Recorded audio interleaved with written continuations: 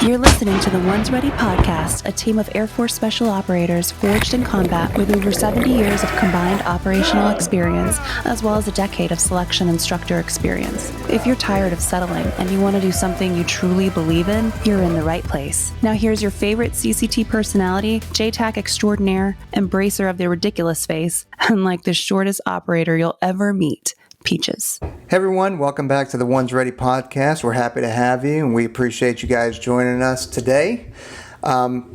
Before we get started, I want to hit on one of our sponsors, which would be Eberly Stock. If you guys haven't tried out some of their rucks and you're trying and training for the pipeline, then you may want to check them out if you have the resource to do so. If you do that, check out promo code OnesReady at eberlystock.com, and it'll get you guys a good discount. I rock the F1, I think it's the F1 mainframe, which is the external frame that goes around it. I believe all of you guys also grab that, right? Yeah, I got that same ruck. Awesome. Yeah. Replace another ruck. Super comfortable. Super comfortable. Legit, yeah. So if you guys are interested in doing that, use the promo code OnesReady and you'll be good to go. And you're supporting them, who is also supporting us, and we don't get any, kickbacks or any payment from that. So on this week's episode, we want to talk to you guys about some of the misconceptions that are associated with Air Force Special Warfare in terms of, what is it like, not just what is it like day to day, because we've covered that several times. And I don't want to bring Trent in on something because I you ask me one more time what average day is like, I'm gonna lose it. So he's gonna go. His vacation had him at a 4. He's gonna be at an 11. He's at like a 12 already. His blood pressure is 195, which is exactly why I'm going to start with him. So Trent, right off the bat, what are some of the misconceptions associated with SR? Well, it's a little too new to have really any real misconceptions. I will say, from what I've heard talking to some of you folks out there, is people tend to think that within Special Warfare you're like one thing. So it's like, oh, you guys are snipers. We're like, well, we go to sniper school. And they're like, okay, well, you guys are like the secret squirrel side. You guys are this, that, or the other. Like, we all kind of do a lot of everything, and it's it's the people we're looking for are not the people that you tend to think of, you know what I mean? Like, in South T, it was easy, right? It was like, you guys are weather nerds. It's like, that's true. We also do a lot of other stuff. But you bridge the gap a lot of times between, like, as a South T, it was like kind of combat support side all the way over into, like, action side. I think any misconception is a misconception because the skill sets and the things that you're asked to do are so varied that it's hard to nail it down, if that makes sense to anybody else. Brian's giving me the look like I'm the dumbest person, but I just came off vacation, so I don't know what I'm talking about. Well, totally, it's both sides of the fence. It's both sides of the coin too. Like, you guys don't have an upward limit right now either. Like, you guys do have that, not yet clearly defined like cap, like on what cool things or what are going to become your core skills, because you guys are going to have to evolve. So that plays a part in it too. Right. Yeah. Like when people are like combat controllers are like JTACs and airfield guys, right? I'm sorry, Peach. And they're like, well, what do you guys do? And I'm like, well, this is what we're like kind of start with. But like you said, Aaron, it's like one of my favorite parts about the career field is like, I need to go do this. And people are like, why? I'm like, well, because I want to. And there's nothing saying I can't. So, like, really, the job is really open-ended. So, the more you want to do, the more you can do. So, when you came in, I'm sure you had, assumptions of what things would be like.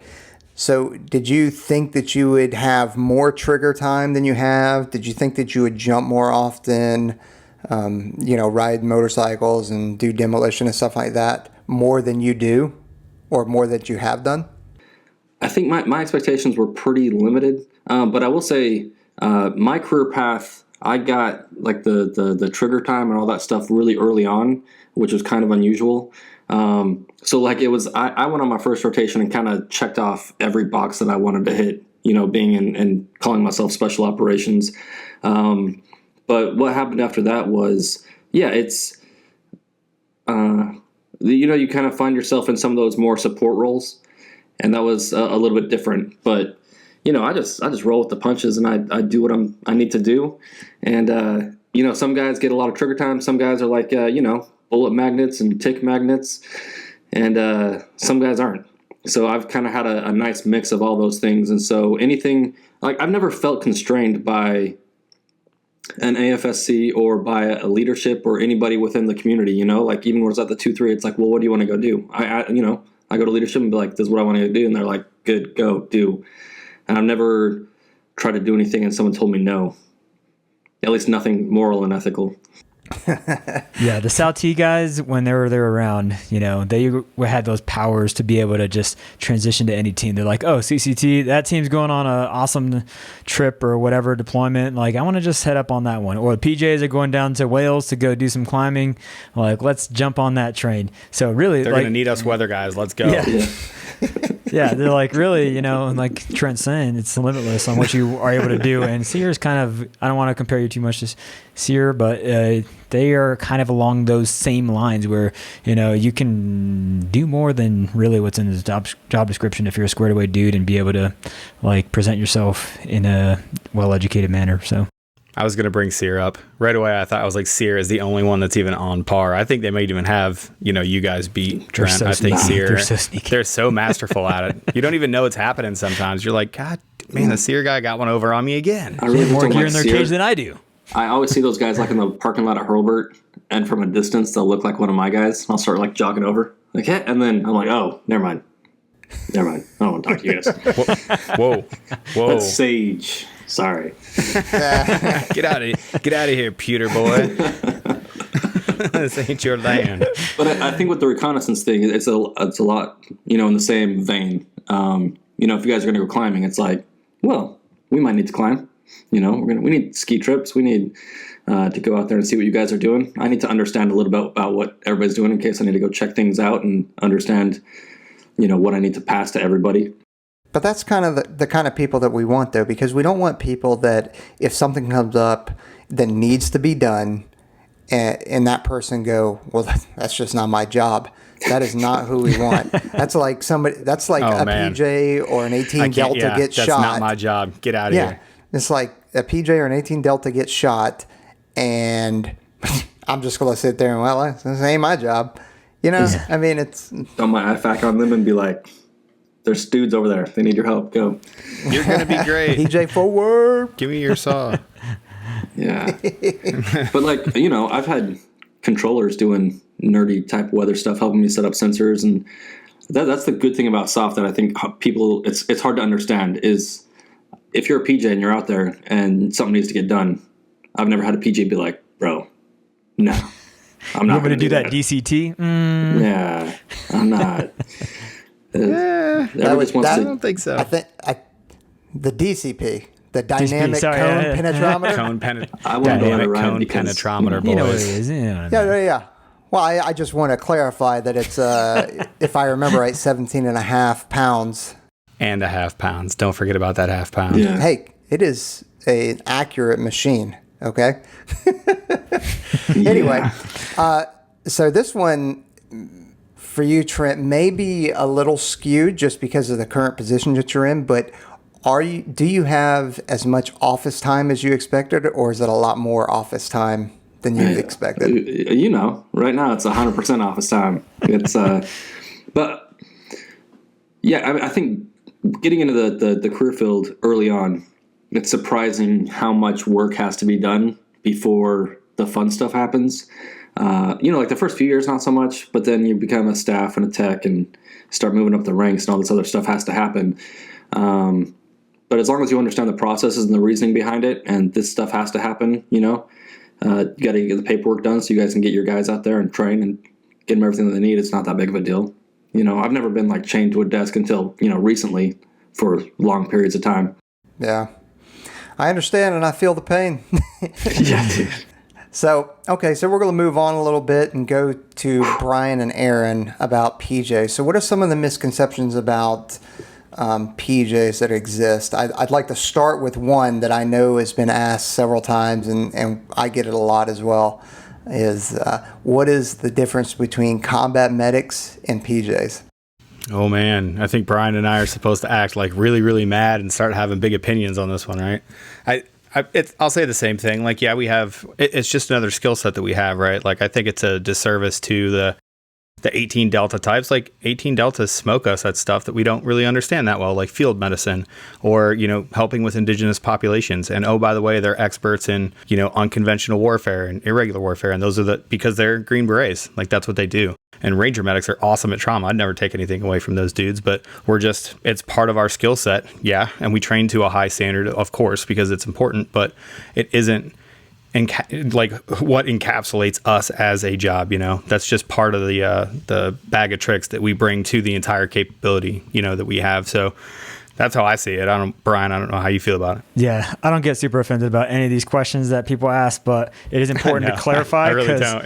Yeah.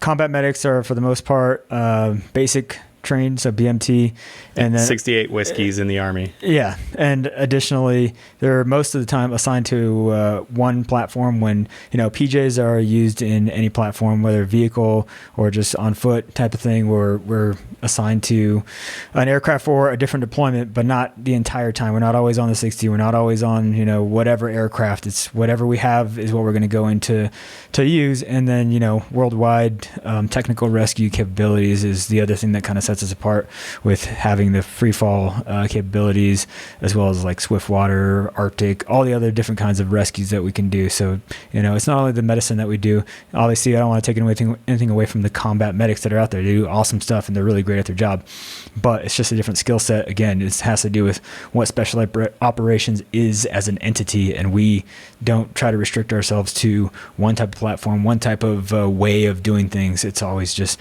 how can we think through this process and how can we use our the tools that we have available to execute the mission the best. Yeah, I've always compared not as a comparison like in this sense, but whenever I'm trying to explain to people what the difference between an 18 Delta is and a PJ is, 18 Deltas are phenomenal at clinical type medicine. They're not necessarily going to be great at any kind of rescue, whereas you guys are phenomenal at triage, rescue, and recovering people. But I'm saying that from a controller's point of view. Yeah. And I was actually going through when I was going through PSU doing my clinicals, the 18 Deltas were there doing the same stuff and expected to know the same stuff as most of the PAs do. So they do a lot of clinical medicine for sure.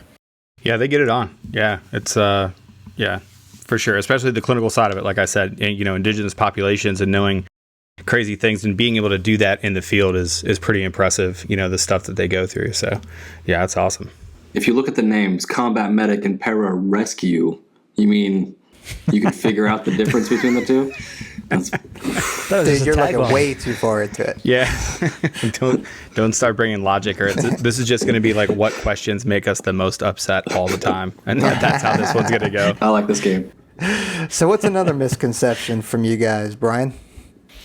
All right. So, when I was coming in, there were a lot of books out there on the downed pilot mission, and you'll see a lot of medals that came out of Vietnam that were just about when dudes, burned into the jungle in Vietnam, guys would come down on the penetrator, and that's kind of what's shown on some of the movies that have been coming out and everything. But like I said, in the combat medic thing, we do all sorts of different kinds of missions, and it's not just one type of mission. And it's even hard to kind of break the mindset sometimes on some of the higher up people that have been in the Air Force for a while, because they kind of see PJs as like break glass in case of emergency, which we've had to overcome. And I think we have, over the last decade or so, a slow process of being able to do that. But yeah, we're not going to be doing too many of the down pilot missions, thankfully. I mean, we don't want to have dudes crashing, but we have other types of missions that we occupy our time with. I had an old Green Beret friend of mine. He just hit me up on Insta, and he was like, "Hey, do you guys are you guys attached to like ODA teams and SEAL teams on the regular now?" Some kid he's in college down on the East Coast, and he was like, "Yeah, some kid I ran into said that he had done that." And I was like, "Yeah, man, that's actually fairly common." He's like, "Holy crap, you guys have come a long way." He got out probably 8 years ago. That really wasn't a thing. The guys that had done that really was a few and far between, and now it's every rotation we're flushing guys to get guys as far forward as we possibly can. So people think we're attached to the helicopter because of the combat rescue shows, and where they see this very small portion of our job, and they're like, oh, well, that's what they do. They're flight paramedics essentially. So that show was great because it helped us out, but it hurt us in some regards too. And that was part of it, was looking at that one really specific mission because it played well on Nat Geo. No drama. It was I love the Magic everybody Dragons asked because me of it. about that. Yeah. Everybody asked me about that. They're like, "Oh, did you see that show Inside Combat Rescue?" Like, yes, I did. That's not all PJs do. So I will say that there is another misconception that I'd like to ask Aaron about, and that would be PJs and their hairstyles. Oh man, I feel first of all honored. I want to thank everybody who's electing me as the number one SME on all things PJ hair. So I was on Hazard Ground podcast today. It'll drop in a little bit. Same question. He's like, hey, I'm looking at your profile here. It looks like you got great hair. I was just like, hey, thanks, man.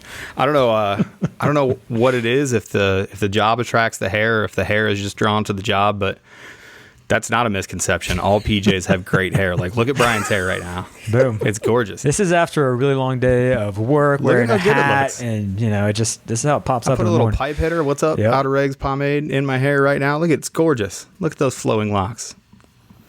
It's the greatest. I don't know what it is. It's that's one of my favorite inside jokes, is the PJ and their hair thing. The other joke's about always having a rope, like that scene in Boondock Saints where he's like, go get your rope then. That guy was definitely a PJ. Yeah. All right. But yeah, that's a good one. Well, I'll ask you a more serious question then, Aaron. So what would be your stereotypical, special operator or PJ? Or the stereotype or the misconception with that? Oh, okay. Yeah, that everybody has to fit inside of this like box. Right. We have Right. we have people from every single, like, dudes that are homeless and like live in their van, all the way to guys with like doctor level PhDs that enlisted worked on ski teams in their life, and everybody in between, like hardcore lifters that listen to heavy metal, and then dudes that are straight up vegan and like, no kidding, hippie granola type dudes. Like, we have all types of guys. And I don't think there's like a typical body type or anything like that. Like, people, I've gotten a ton of messages where they're asking like, should I gain an extra 30 pounds or something like that? I only weigh 150, 160, whatever it is, and I think I should put on some muscle or whatever. It's like, no, just train to the job standards. If you can ruck, if you can run, if you can do the push-ups, sit-ups, pull-ups, and all things that are required of you carrying this heavy gear, then anything else is just extra. Sure, if you want to get those Hollywood muscles, you can get those Hollywood muscles, but you don't need to really look at yourself in the mirror and say, do I look like a special operator right now? Do I look like a special operator today? This is what I'm supposed to look like. Yeah, because if you look at a lot of dudes that are out there and they've been in for a really long time, they're not like super jacked dudes. Like, if you look at Tactical dad bod is a thing, homie. You got a lot of strength in that tactical dad bod. I'm a believer. Yeah. Dude, I can hear you. I'm right here. You just come fresh you just off came vacation. off vacation too, yeah. You ain't been hitting them workouts, dog. We know what's been going on. All right. So, we've got a decent amount of followers and listeners at this point. I don't mind saying that. So I would be willing to bet that a lot of the audience feels that we are pretty cocky, especially the PJs. It just is what hurtful. It is. Yeah, okay. I mean, so I'm going to throw it to you, Aaron, on this one. What is misconception about cockiness? I know that controllers get stereotyped quite a bit. Well, because it's true about controllers. So. Nice. Yeah. Well, I mean, if you call somebody a horse once, punch that guy in the nose. But if you get called a horse twice, you might be a horse, right? So, I mean, that perception is out there. I think when you walk on that line, like, we do impossible things. Like, think about assessment and selection. That's the hardest thing that people have done up until then. So you need to be right on that line of super confident, not necessarily cocky, but super confident that you can do impossible stuff. And that carries over a whole bunch of times. And I do a bad job managing it, because sometimes you're just kind of talking crap with your friends and be like, I'm going to smoke you in everything. And that doesn't sound like confident and fun. That sounds like me being super cocky and not a cool dude. this career field breeds competition, and there's a certain point where, you have to, even if you don't know if you can completely do what that person is saying, like they're challenging you, you got to talk it up and talk yourself You're going, up. absolutely. You got to fake it until you make it home. Yeah, we're going to do this no matter what, because I'm not going to back down off of whatever this dude's challenging me to do. So there is a certain amount of... You decide whether this ends up in the paper, homeboy, but we're doing this.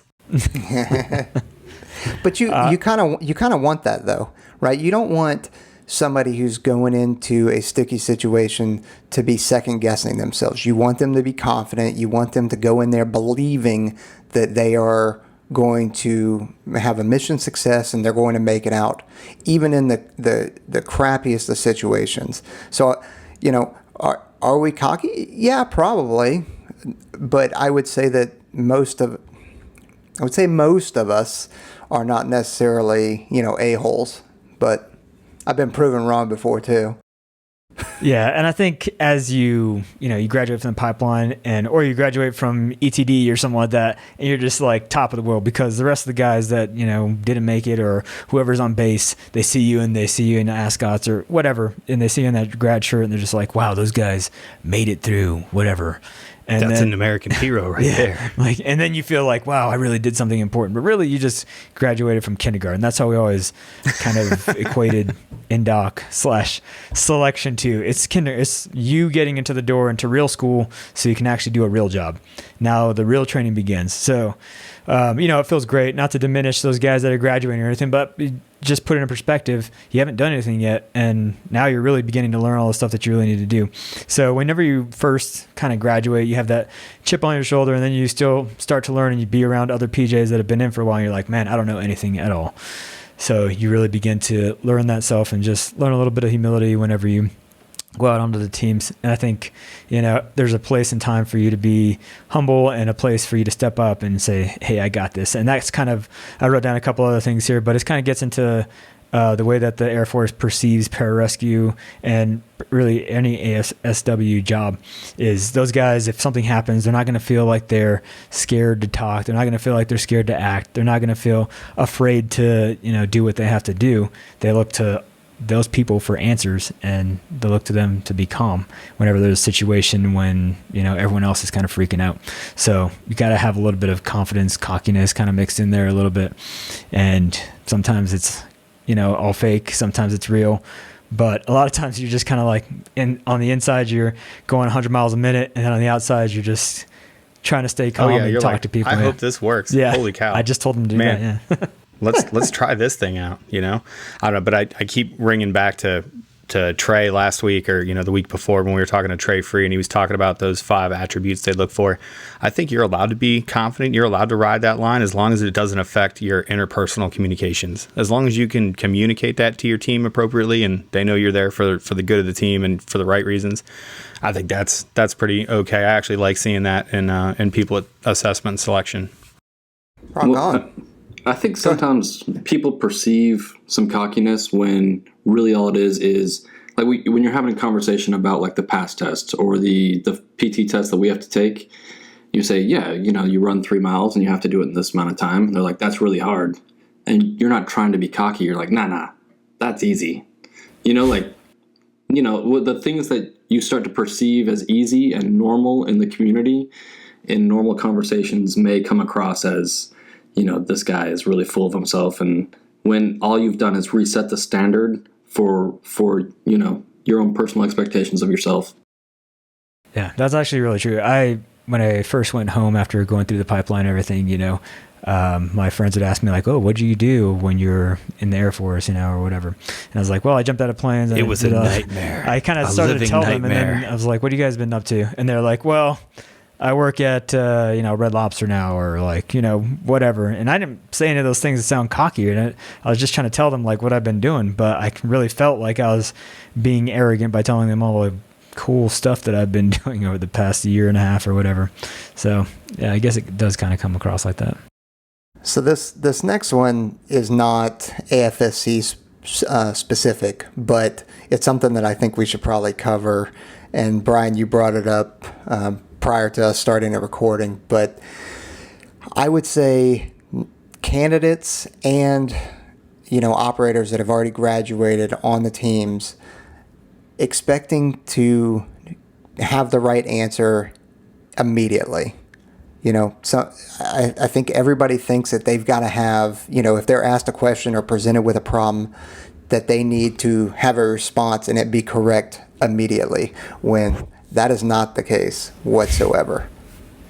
Yeah, So, and I think one of the important things about this is whenever something happens that's like that, if there's chaos, that requires a lot of problem solving, time goes by a little bit slower for us and we have time to think, because, when we were going through selection in NDOC, what we did was we took our mad minute and we stopped, thought about it for a second, and then continued to go. We don't have instantaneous answers all the time to everything, unless we constantly train. Like, there's a bleed, all right, we have instant answers. Or, something like that. There's a threat, we have instant answers for that. But a lot of things that require problem solving, we don't have instant answers for. We sit there and we think about it because we have the capacity to just calm ourselves down, and we increase the ability of ourselves to problem solve because we can stay calm in the situation and, put all of our efforts toward that. And then we move forward and continue thinking about that. We never have the answers to a huge problem right away. And you don't want to go about a huge problem in that way anyways. You don't want to just instantaneously act unless, again, like I said, it's something that requires an immediate action, like a threat or a bleed or something like that. You always take it just a second, however you need. And it's easier too, because that's what. Oh, sorry, but that's what experience gets you too. Is you can shorten that chain if you've seen all of the steps in between where you are, and you're like, oh, I recognize this scenario. Oh, I've dealt with something like this before. So you actually know, because of your experience, how to weave your way through that, and you actually become more adept at taking on bigger problems because you're actually eliminating decisions that you don't need to think about anymore. You're like, oh, this is a no-brainer, dealt with it, bam. And that's where experience pays off in that decision making as well. Well, it is, in reality, it is okay to have an 80% solution and be 80% correct and then press on, because being 80% correct and 20% wrong is better than no decision at all. The hesitation, not only is that a detriment on your leadership and your followership qualities, but you run the risk of really hurting somebody or yourself, if you start hesitating. So I'm off my soapbox. Danger close, right? Can you be like 90% on danger close? Is that okay? For anybody that doesn't know what danger close is, that is probably one that you want to be a little bit more than 80% on. Danger close is whenever you're dropping munitions from aircraft within a very small distance from yourself, and that is in an extreme situation. So not something that we generally practice often. So got him, Trent. Good job. Yeah. Dang. Actually. So think about it, but not too long. Yeah. That's the whole thing. Don't take too long. Realize what's going on around you. Don't just sit there and stutter. Yeah. So exactly. Trent, I'm gonna give this one to you, man. Are the instructors at ANS and prep and pre-dive and dive school, are they actually trying to drown you? Yeah, they're terrible people and they want to hurt you. That's 100%. Standard instructor answer. No, they are so mad at you and all of your friends and everything about this day. They're already so mad. They showed up to the event mad. They don't even know why sometimes. They're just mad. You already have half a dozen tick marks showing up. Yeah, no, it's... Understand that the instructors are working off curriculum, and they are supposed to get you from point A to point B. And they have a tool set to get you there, and noise and feigned anger. And sometimes the anger is real, or it's more like frustration, especially if you've been an instructor for a while. You see the same thing over and over and over again. But no, like, those guys don't care. They're not trying to hurt you. They care about you more than, you'll probably ever realize, especially if you graduate. Brian, when you were an instructor, did you care? I really didn't care about it. No. Perfect. It's like Trent said, we're following a lesson plan, And by that lesson plan, it may feel like we're trying to drown you and like we hate you in the moment, because there are a lot of times that, we get in people's faces and out of UCL, not as much anymore because selection is different than INDOC was. But we used to, I'm sure, hurt a lot of guys' feelings, and they would think, Sergeant Silva really doesn't like me for whatever reason. And in reality, I didn't really put a lot of stake into whatever he did that he thinks that I hate. But I'm running the lesson plans, and by this time, people should be jumping in the water. They should be done with their underwater. So I'm going to say go. And then if they don't go, it's up to them whether or not they want to drown themselves or, drown themselves. Drown themselves. Yeah. I mean, if you guys want to go drown yourself, fine. I mean, I'll approve it. I recommend you just do the correct strokes, and with the allotted time, as I give it to you, I'll give you a warning, kind of. So. Well, speaking of I bet you were misconceptions, interesting as an instructor, because you've got that just like you just did. You're just supposed to do exactly what I told you to do. Just flex the tone up real quick, like walking. I mean, he would just What's make that it real happen. deep tone of voice? Yeah. well, one of the misconceptions, I think, is that the instructors are going to smoke you no matter what. When 90-something% of the time, if you came out that day and did exactly what they told you to do, that's my dream. That was my dream as an instructor. All right. So I'm going to ask this question to both you and Brian, or Aaron and Brian, but I'm going to give it to Brian first, because you guys come at this question from a different perspective. And the question is pararescue and being deployed as a pararescueman, is it exactly what you thought it would be? And, Brian, you came in as a new recruit, and then Aaron, you actually had some, Air Force experience, and probably, I would bet to say, a better idea of what PJs do deployed and home station. But Brian, I want to throw it over to you first and see if what you had thought is pretty accurate. I did not think that it didn't end up planning out like I thought it was going to be, because, the only thing I really had as far as exposure to the career field before joining was one of the books called That Others May Live by Jack Brim. And he was a guy that was in Iceland, PJ, and he kind of recounted some of the stories that were going on around that time. And, there wasn't a ton of combat missions that were going on. There wasn't a lot of missions outside of basically the water stuff, like the Rams jumps, the submarine type of lockout things that they were doing back then, and then civilian rescue. So I kind of thought that it was going to be like that. And obviously after 9/11 happened and we started actually going into war, things changed a lot. And the types of missions that we were doing. And again, you guys can listen back to the other episode where I was talking about, I really didn't know exactly what the career field did. I just knew people were going to get rescued by me, and I'm going to have some skill sets to do that. So, the amount of capabilities that we carried and I didn't know about, like being able to shoot any gun that's out there, and then, have the ability to free fall into all the combat situations, use rotoring and fixed wing aircraft in different areas around the entire world. Like, I just didn't know that capability, and I didn't know the depth of what a PJ was really allowed to do. And I just thought it was kind of more rescue type of stuff when I joined. So pleasantly surprised by, the amount of stuff that we were able to do. Sometimes the ops tempo was a lot lower than I really wanted it to be on certain deployments. I'm not going to lie on that, but then there are other ones where, it picked up a lot. So yeah, it's a double-edged sword.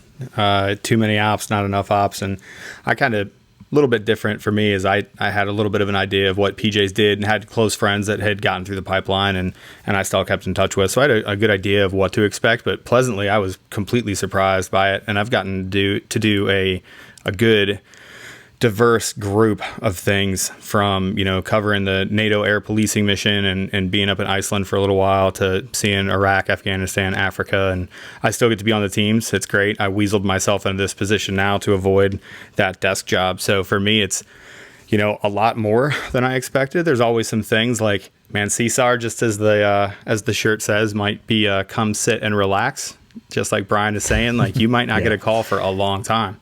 And there's only so much working out and playing Xbox you can do, and so much training you can do. Like, I get it. It takes a special kind of person to get through that. So I think that's probably from my optic. Okay. Well, that's good. It's interesting how different they are. And, reading a lot of the the posts on Reddit, on the Pararescue subreddit, a lot of the stuff that we get in Instagram, I think there's an idea that, every week, every day does change. 1 week you're shooting, 1 week you're jumping, the next you're diving, and so on. But there's also a week or two in between that where it's appointments, it's medical, it's unfortunately the reality of the Air Force and the military now is that a lot of the computer-based training is a reality and you can't really get away from it. So everybody's got to know how to use a fire extinguisher or not give their ID to whatever her name is on the information assurance. Karen's trying to steal you on the information assurance, and no, I don't want your mixtape, Charles. Yeah. Now go back to your desk. So yes, there are admin days. There are days where, or weeks that, hey, we're not shooting, we're not jumping, we're not, it could be relatively boring. And as much as we hate it, like it's probably good for us to give us a chance to throttle back and not relax, but sit back and not go, race car in the red for too long. That's just my opinion, though. You're totally right. You need that white space. It needs to be built in there because you do need breaks. I always want to ask people too, because it's more of a misconception about SOF in general. For everybody out there, how many nights do you think the dudes go out on target? You guys are asking us, like, do you guys kick doors every night? Like, bro, the pros are going out, like, I don't know, not as much as you think. Like, they're not hitting 5 NAIs a night, guys. So I always think, like, what do you think the normal ops tempo is? Like, I think that's part of it. Well, not nowadays. Before, I mean, right. that was now. That was legitimate. There were several times that we hit 4. It was crazy. Got it. Speaking of combat control, right? Can we hop on the combat control train now, Jared? And misconceptions? Sure. I want to talk about how cocky you guys are. Oh, I thought we were going to cover how short all of them are. No, it's the tattoos that we all want to know about. That's the real thing. PJ's got the hair, CCT got the tattoos. How many you got? 4. Yeah, I got 4. That's the minimum. That's it. That's the minimum required for CCT. That's the minimum required is 4 tattoos. Is that like a the complete body part? The ex-girlfriend rule where you multiply by 3 so you actually have 12? Yeah, the misconception that we all have complete sleeves and body tattoos and we only marry strippers. Hey. Is that a thing? Is that out there? First, I've heard of it, but I'm in. I want to hear this theory. Well, I can't speak for me, but I have known some guys that have gone down that route. Probably didn't work out for them, but whatever. Yeah, it exists for a reason. That misconception, I guess. Yeah, so get it? The biggest one. Trent, that joke was funnier than anybody gave you credit for. Good job, bud. I'm glad you're back.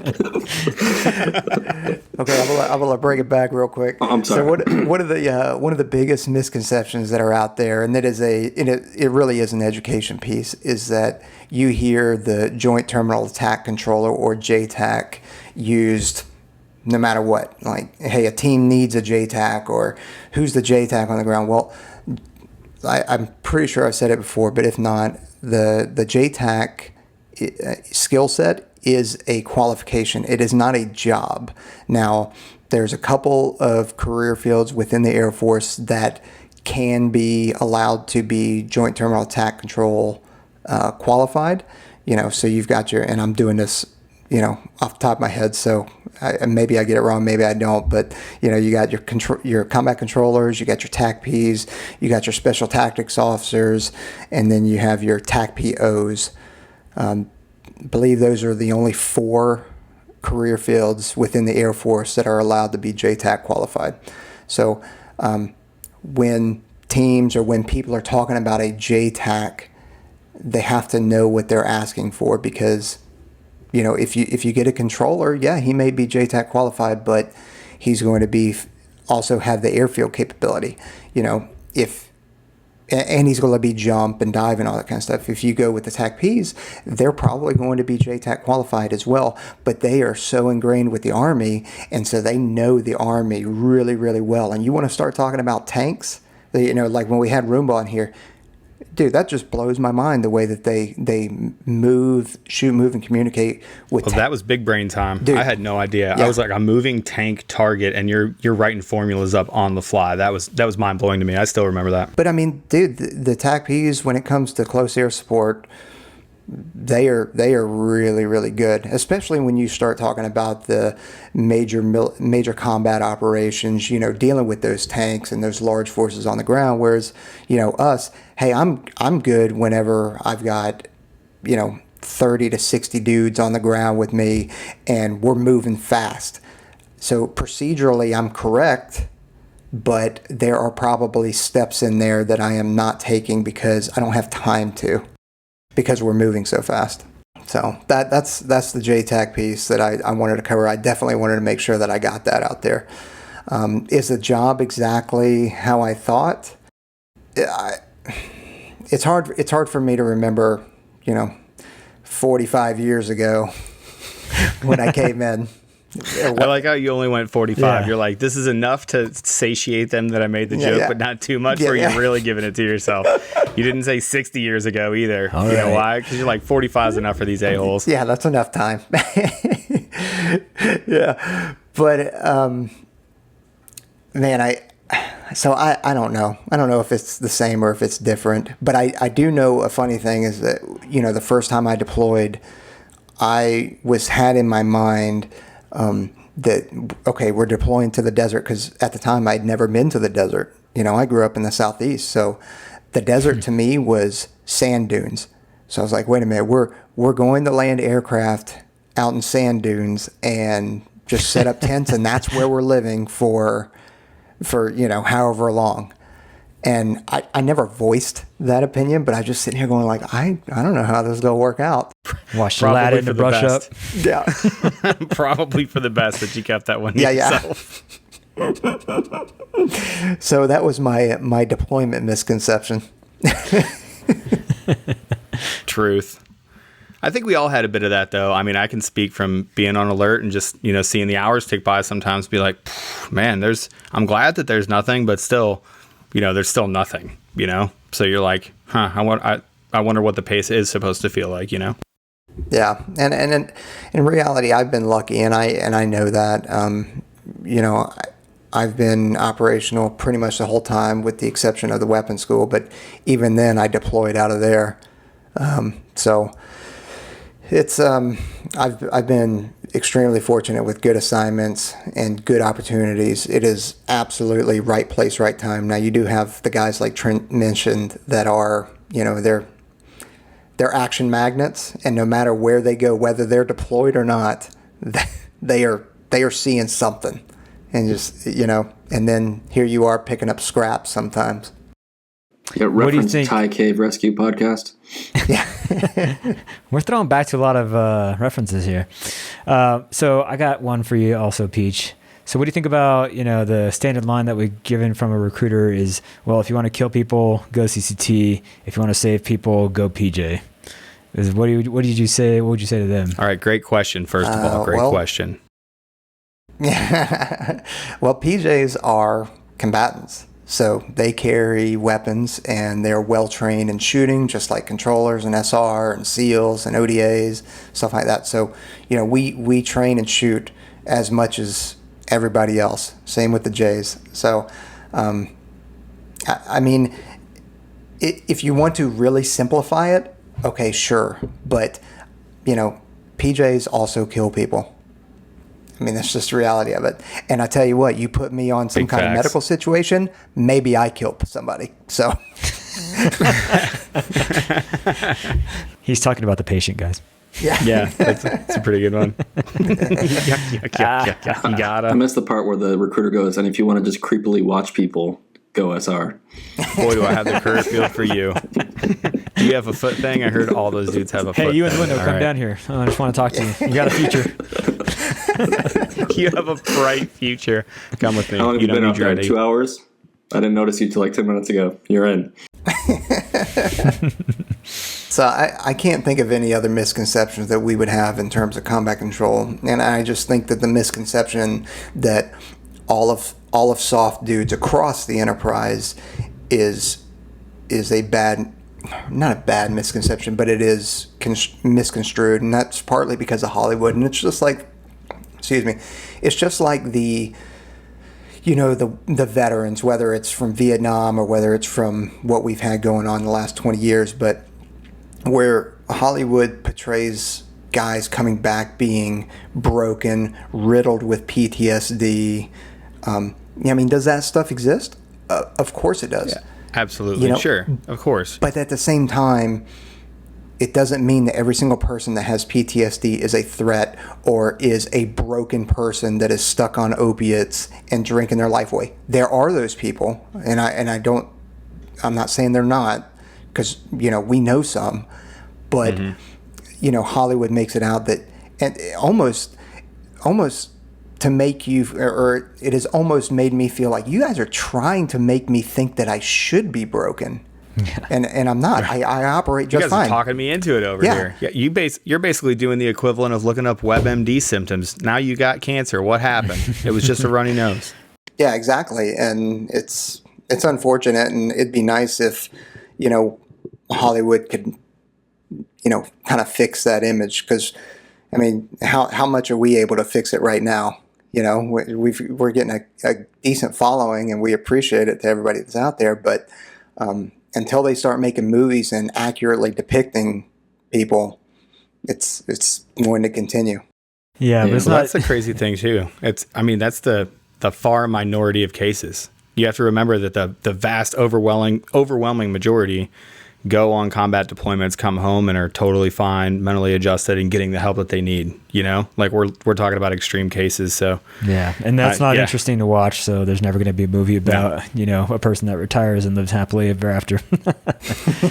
So that is a common misconception, though. I've gotten a lot here at Lackland from civilian types that are like, "You guys are really nice.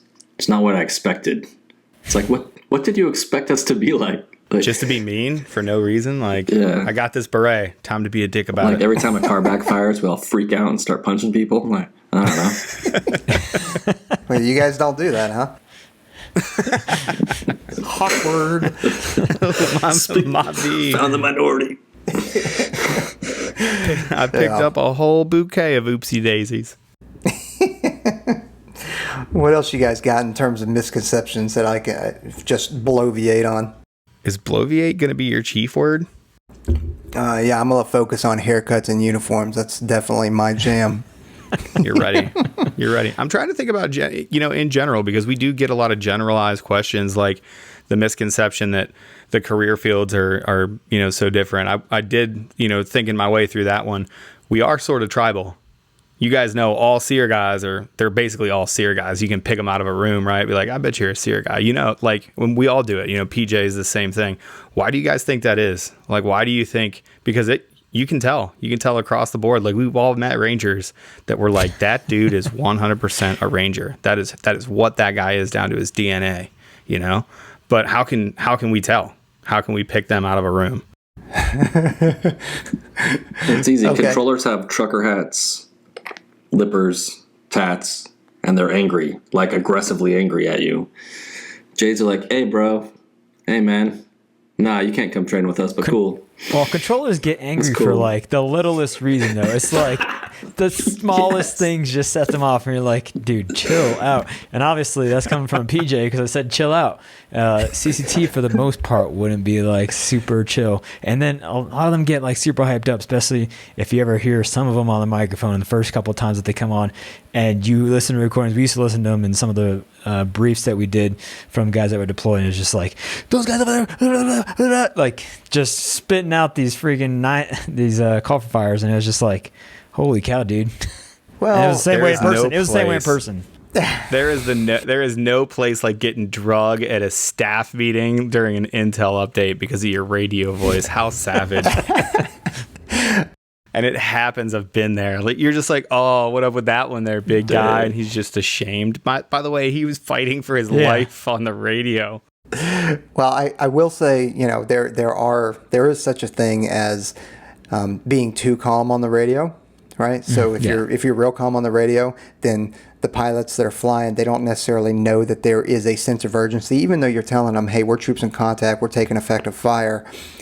They're like, okay, well, I mean, you're not out of breath, you're not huffing and puffing, I can hear the gunfire, but whatever, until you start getting some kind of inflection in your voice, and then you can see them flip a switch, and they are aggressive, and they are, when they said originally they were going to be in 2.5 minutes, and then 30, and then you raise your voice and stuff like that, and then all of a sudden, hey, I can be in 30 seconds. You're like, well, where'd that other 2 minutes ago? But okay, cool, let's do it. That's the exact same as dealing with students. It's the exact same thing. Yeah, watch them make a timeline. Yeah, watch it. Just light a fire. Guys, you can go home for the day if. Throw a timeline on there. It doesn't matter what that number is or what the task is. They will make that timeline. Yeah, that's so true. I mean, I thought you'd be bigger a lot. But, it's because I was tiny. Bigger a lot. Well, maybe there's something to it. Maybe there's not. Who knows? I think that's the main one there. We definitely do fall in those lanes, and we gravitate towards one another. I love getting off an airplane and being a baggage claim for a big event, especially a rodeo or something. And you don't know that dude, but you know that dude, and you're like, I can tell. Unless you're sponsored by the same North Face company that I am, I think you and I probably have the same boss. So it's always funny seeing those dudes at the airport when you link up. So, but I mean, PJs are known for playing hacky sack, and I, as a controller, have joined in with some hacks. Absolutely. Oh yeah. I will hack in all day long. Did we just lose our entire audience? We did, Brian. We gotta end it. You gotta. What are you talking about? We gotta close this thing up. We went too far inside baseball. Nobody knows what we're talking about. Yeah. All right. So aside from all the hacky sack and all the things that we were talking about just there at the end, because those things you'll find out whenever you come back and listen to this episode, whenever you actually end up getting through the pipeline, and you'll laugh about all the stuff that we're talking about.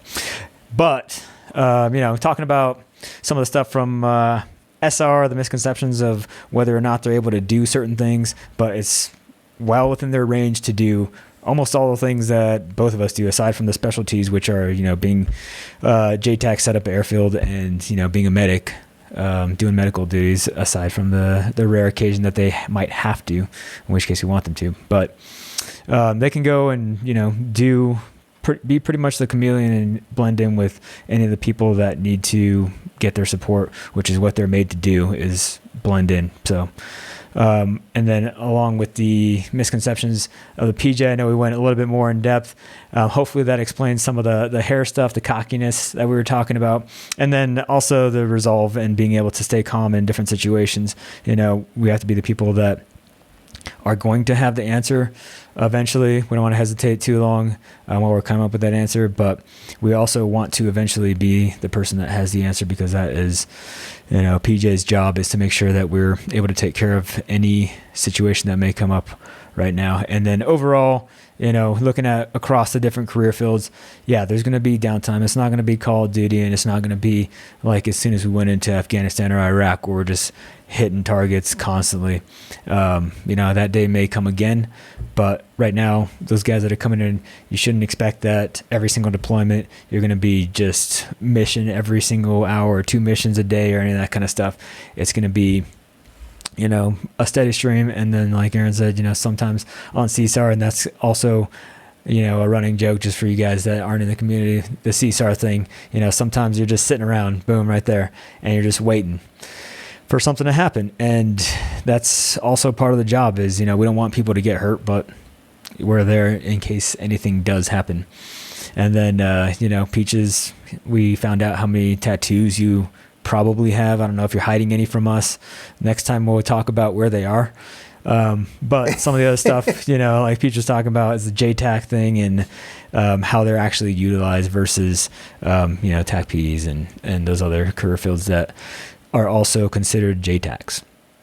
So all these things are super important, and I want to open it to you guys. If you guys have any other things that you want to send our way and a misconception or some kind of question, we'll try and keep on bringing up different questions that we have, because we want to make sure that you guys have as much information and it's as straightforward as possible for you guys going through. Again, our sponsor, or the people that help us out, Eberly Stock, make sure you check them out. Use One's Ready. We're not getting any money from them at all, but they have great products, and we want to support people that are veterans and support the military community and support One's Ready specifically. And also, I want to say thank you to Balls 4. They just graduated pre-dive about a month ago, and they gave me this shirt. Nice. So it's pretty sweet. Oh, hey. Yeah. Yeah, I've got some new workout threads. What's up, T-shirt? Look at that swag. So yeah, and we got some more shirts going to be coming out real soon. You guys check out the onesready.com. We have a couple more of the gray men that are left right now. All the Earn Each Breath flags were gone real soon. So we'll keep an eye out for the next time we drop some of those. And as always, we're here for you guys. So if you have any questions at any time, just hit us up on Instagram at One's Ready or at info@One's Ready. You can email us there and we'll answer your questions as soon as we get a couple days. Peach actually answers most of them. I'll just give him credit on that one. So thanks again for listening, guys. Truth. I appreciate you and all your support. Go out there, keep on earning each breath, and go get some. Later. Later. Train hard.